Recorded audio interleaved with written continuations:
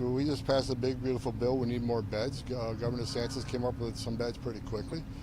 We're looking to get 100,000 beds, and the more beds we get, the more bad guys we can take off the street. Every criminal alien we arrest on the street, before we deport them, they need a bed because it takes several days, several weeks, several months to actually remove them. So we need more beds. We're bringing beds on quickly as possible. I think Governor DeSantis came up with a good model. And I'm not familiar with the cost. That's a question for ICE, but we're looking for beds, and I hope we get more beds on soon. We need the beds. I'm sorry, I said alligator Alcatraz. I meant Alcatraz, the reopening of Alcatraz, the original off the coast. Well, look, I think they're looking at it. I don't think any decision has been made yet. They've looked at the cost of it, but I'm not in the loop on that. But again, we're looking for any available bed space we can get that meet the detention standards that we're accustomed to. Beds are important. Last week, I woke up one morning, we had less than 200 beds.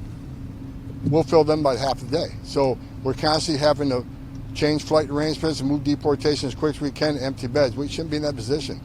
These operations take time. They're well thought out operations. We need to know that there's a number of beds available when we take the bad guys off the street. So we need to bring beds on as quick as possible, and that's exactly what we're doing.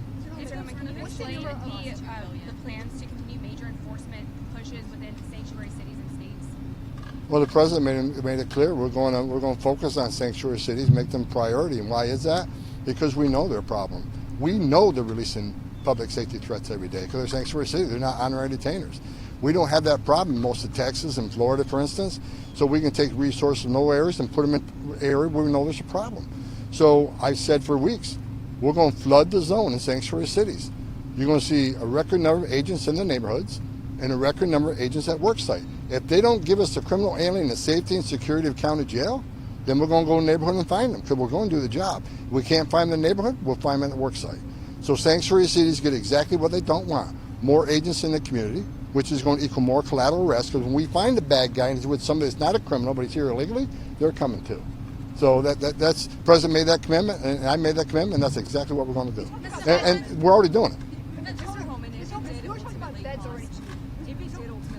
$2 billion to renovate Alcatraz, is that a figure that you're comfortable with? I'd have to see how many beds come out of that number, and what's the length of stay that facility is going to do. We got short-term bed facilities, we got long-term bed facilities. So unless I have that information, I can't even give you a guess. Would you rather see other states do things like alligator Alcatraz instead of this big? I know the secretaries are working with other states to do that, to bring on beds quickly that meet our detention standards. Look, I think states have a responsibility too. What the Biden administration did for 4 years, releasing all these people into the country not properly vetted, becomes a state problem. Look, all the traffic you saw in the last 4 years coming through Texas, 97% of it didn't stay in Texas and went all over the country. So states have responsibility. States have felt the effect in crime and exhaustion of their social services. So states have a big share of this too. I'm happy that states are stepping up. Mr. Homan, as far as beds are concerned, what kind of number do you have right now as far as beds are concerned? How many, and what's the timeline to get to 100,000 beds? Quick as possible. I don't have a timeline. We got a lot of contracts being reviewed, but the faster we get the beds, the more people we can take off the street. How many beds do you have right now? Right around 60,000. Mr. Homan, people who've Go ahead. Pardon me? What penalties should someone who assaulted an ICE officer face? That's a felony. You should go to prison. President Trump made that clear the other day.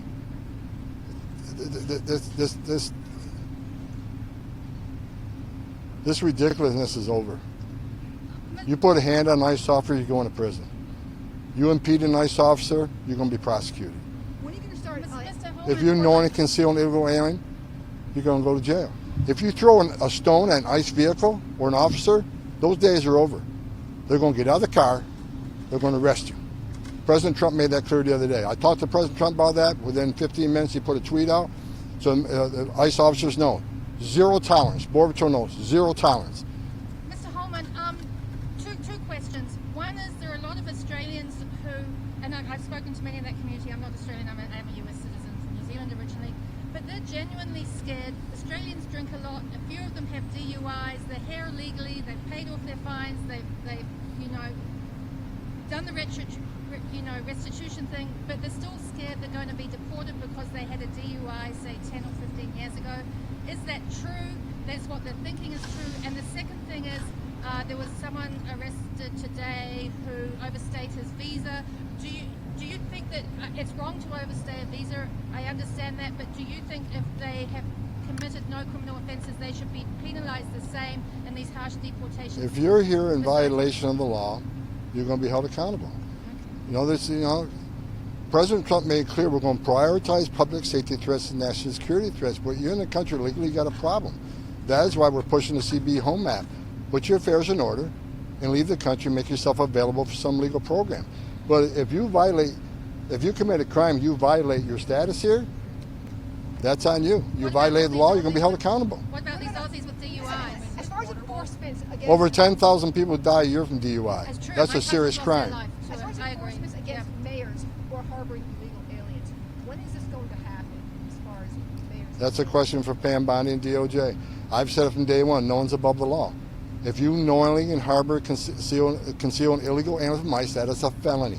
If you impede ICE officers doing their job, that is a felony.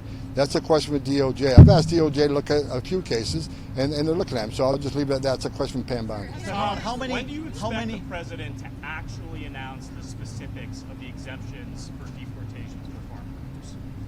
Look, there's discussions going on. I'm not going to get ahead of the president on that. But I will say this, because I've read a lot of news stories that are inaccurate. There will be no amnesty.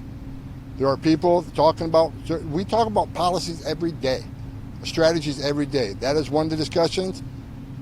Not getting ahead of the president, we'll see what happens. Are you concerned about the amnesty provisions in Congressman Salazar's bill? There will be no, the president will not approve any amnesty. Proposals similar to alligator Alcatraz. Which states and how many are you getting? We don't have agreement yet, so I'm not going to give anybody any credit until we got an agreement. What's happening with golden cards? President announced a few months ago. Out of my lane, I'm the border czar. Okay. Can you explain how? On border wall construction, which regions are seeing that start, and also how much border wall and how quickly is this moving? Any updates on that? No, I know CBP. I talked to CBP this morning. They have a plan. They got a prioritization where they're putting border barriers up based on where they see the biggest need.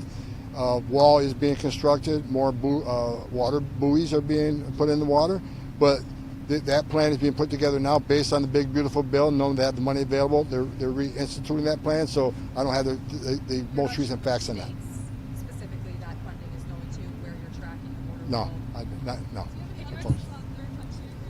Which countries reach these deals with? We have a conversation with a lot of countries, but until we get an agreement, I'm not going to comment who they are.